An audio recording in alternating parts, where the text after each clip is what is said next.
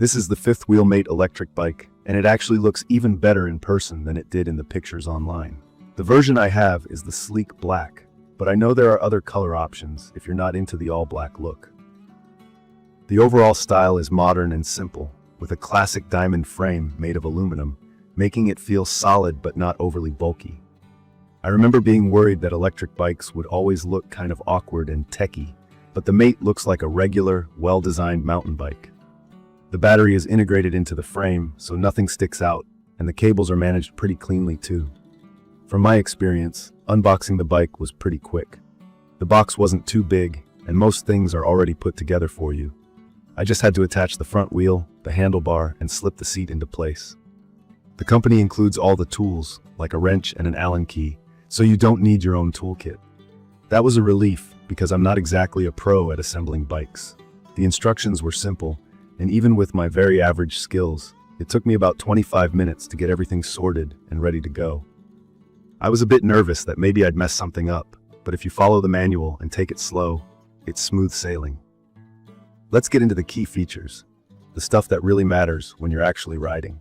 The fifth wheel Mate runs on a 500-watt brushless motor, but it can peak at 1,000 watts when you need extra power. This basically means you get strong acceleration and you don't have to struggle up hills, even with a backpack or some groceries. The top speed is listed as 23 miles per hour, and I was able to hit that speed with pedal assist on a flat stretch, so that claim is real. For everyday city use or for casual rides on trails, I really felt like it had more than enough power. Sometimes with smaller e-bikes, I'd worry about running out of steam halfway up a hill, but that's not a problem here. The removable battery is another thing I love. It's a 468 watt-hour lithium-ion battery, which, to break it down, means you get about 25 miles if you're using full electric throttle and up to 45 miles if you go with pedal assist mode. Pedal assist is where the motor kicks in to help you while you pedal, so it gives a nice little boost. Full electric means you just twist the throttle and don't need to pedal at all. From my experience, that range is more than enough for daily errands, commutes to work, or weekend adventure rides. I did a round-trip commute of about 18 miles in pedal assist and had a bit under half the battery left when I got back home. It makes life way easier that you can just take the battery out with the key and charge it indoors, especially if you live in an apartment or want to keep the bike outside. Coming to the weight, this bike is impressively light for an e-bike, about 50 pounds including the battery. Some electric bikes I looked at were pushing 70 or even 80 pounds, so this is a relief.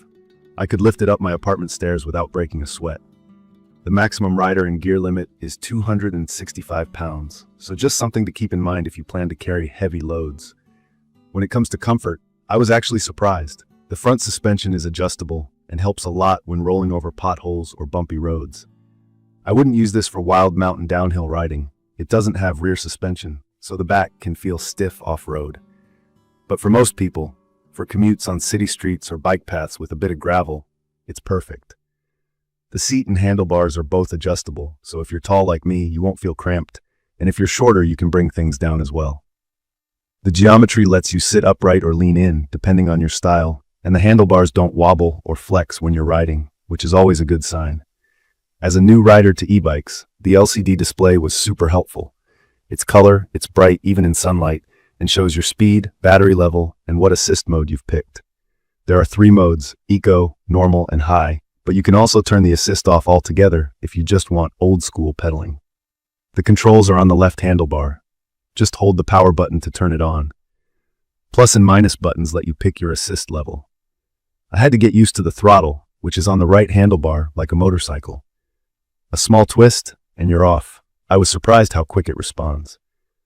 If you're brand new to e-bikes, it's good to know the throttle only works when the system is on, and you can set the bike so the throttle function is disabled by putting the mode to 0, which adds peace of mind if you have kids around. There are quality of life features too. The LED headlight is very bright. I tried it on a night ride, and it made me feel much safer since cars and other cyclists could actually see me. The horn is much louder than you'd expect, not some weak beep, so it's handy if you ride in busy places. You even get reflectors for the front and back. For braking, you get mechanical disc brakes on both wheels. I know hydraulic brakes are fancier, but these were responsive and strong enough for quick stops with no squeaking during my tests. Just a tip, Mechanical disc brakes can need minor adjusting at first for the best touch. I did wonder if the 7-speed gear system would make a real difference. Sometimes these are just for show. Here, it actually helps, especially if you ride with assist off, or if you switch terrains a lot. On hills, dropping down to the easiest gear while using pedal assist almost made climbing feel effortless. From my experience, the riding feels really natural, and I didn't have that dragged feeling you sometimes get on cheaper e-bikes. When the motor isn't engaged, pedaling still feels smooth. The motor isn't adding any rolling resistance. That means you can basically ride like a standard bike if you want, and not get stuck with dead weight. A couple concerns came up when I started. One, would the battery really last, or would I be stuck charging all the time? I found the battery indicator was accurate, but keep in mind performance can drop a little when it gets below 50%, especially if you're using high assist and pushing the speed. Charge time is about 4 to 6 hours from empty, so I usually just plug it in after a longer ride. Another thing that worried me was whether the assembly would be tricky. It was actually pretty straightforward, but if you're not comfortable with tools, maybe ask a friend or bike shop to check your brake setup before your first ride. Small details like the trigger shifter for the gears and ergonomic grips on the handlebar make everything just that bit nicer when you're out and about. Who is this bike for? In my opinion, it's perfect for anyone who wants an easy way to get around the city, whether it's to school, work, or just for fun on weekends. I'd recommend this for beginners, all the way up to people looking for a serious commuter option.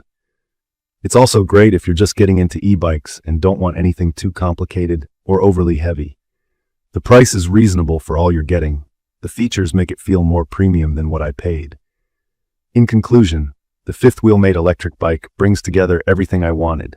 It's strong, well-built, lightweight, and simple enough for a new rider, but not lacking in tech. I like it for daily use, and the removable battery, strong motor, and smooth ride make it an easy recommendation.